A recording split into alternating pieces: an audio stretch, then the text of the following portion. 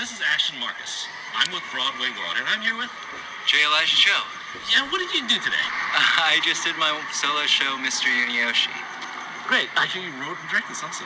I did. I wrote this first and performed it at the New York Fringe Festival, then did it again at the Hollywood Fringe Festival, and this is the first time I'm doing it since the Hollywood Fringe Festival in 2019. If my viewers decide to come out and see this piece, what should they expect to see? It is a solo show where an Asian actor plays Mickey Rooney, developing his character for Breakfast at Tiffany's. If you're familiar with that, that's what the show is. So why did you decide to do this piece anyway? Or write this piece? You know, it's one of those things where it's a very, I think, sensitive subject, you know, for a lot of people to talk about. And when I wrote it, it was an opportunity for me to kind of process some of those emotions of kind of like, how are Asian Americans seen? And especially, specifically Asian American performers, in contrast with, you know, more famous white actors, I suppose. And so this was an opportunity for me to talk about all of that and do it in a hopefully comedic setting with lots of jokes and a message sandwiched in between all of that. Well, you're an Asian actor, but seriously, is this just comedy? Is it spoofs, farce, or is this real? I mean, what's it like being an Asian actor in Hollywood? You know, it's interesting because, you know, it's like you hear things are better, and things are obviously better, you know, than like 1960 when Breakfast at Tiffany's came out. And so there are more opportunities than ever before, but it also feels like there's so much more work to do. I always think of the phrase narrative plentitude, you know, being able to see so many stories that like you don't get frustrated every time a piece of art doesn't meet your expectations, you know. And I think as an Asian actor, that is a difficult, you know, pressure to have to put on, to have placed on you, of kind of like your piece has to not only speak about your worldview, but it also has to speak for every Asian person. And it's like that's a very big thing to ask, I think, of any single person. You know, a black actor, a bunch of black actors once told me, you know, Asian actors are a little sensitive. You know, the black actors, they have been facing racial injustice for decades. They played, you know, Jim Crow characters. They played, Sure. you know, basically Negroes. They played minstrel characters. They were treated very, very badly for decades, but they're doing very well now. I mean, a lot of big-time actors are African American. You think Asian actors are a little too sensitive? If they play like Fu Manchu many times, maybe they give them experience to actually play a big-time role? Yeah, no, it's interesting because it's like, it's difficult to, I mean, first of all, compare, but also this idea that like, when one person finds success, you know, of any particular demographic, it's like they get pointed at as kind of like, well, things aren't that bad because, you know, there are movie stars. You have movie stars that you can look up to. I don't know. My thing is, if people are sensitive, I think that's, you know, not necessarily a bad thing.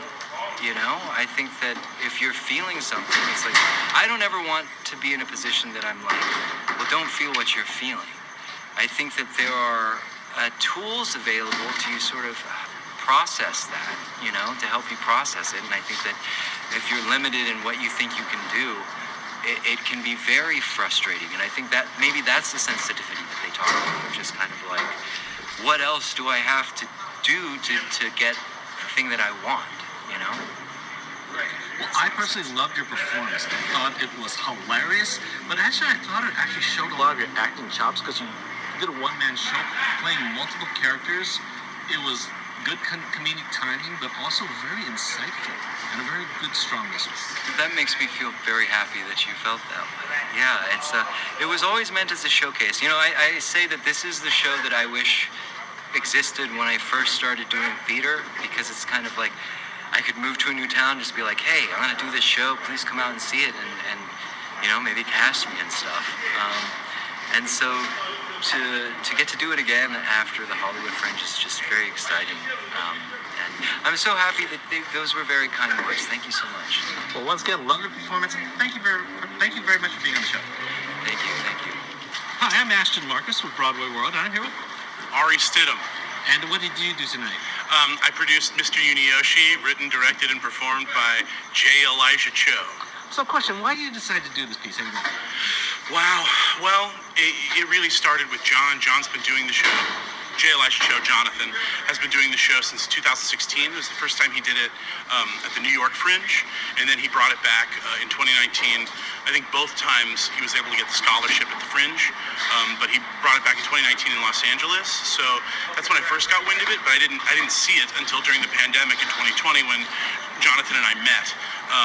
We met doing online Zoom theater in 2020, which of course is a trip in itself, and started just working together on a lot of different online projects, and then we did a production of Teresa Rebeck's Mauritius together in Tarzana back in August and September, and while we were doing that, he mentioned that he wanted to bring the show back, and I said we should work together on it.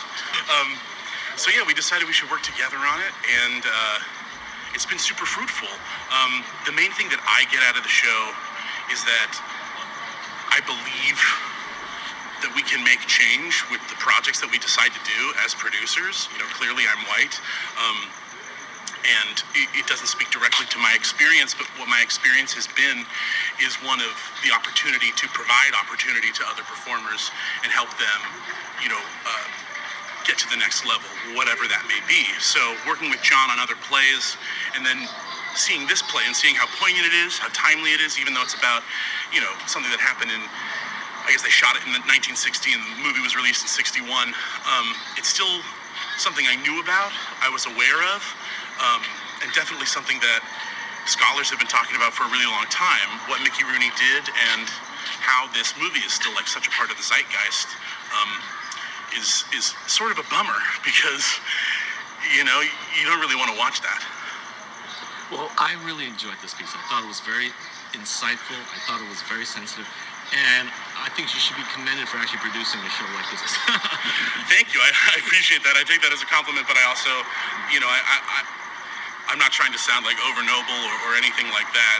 I legitimately am a fan of John's. The show legitimately makes me laugh, but also educates me, and it's clear that while we're here on this earth, we have to put our time into stuff like this, stuff that'll bring us together and help us understand each other, rather than fight and be divisive. Well, thank you very much for being on the show. Thank you so much.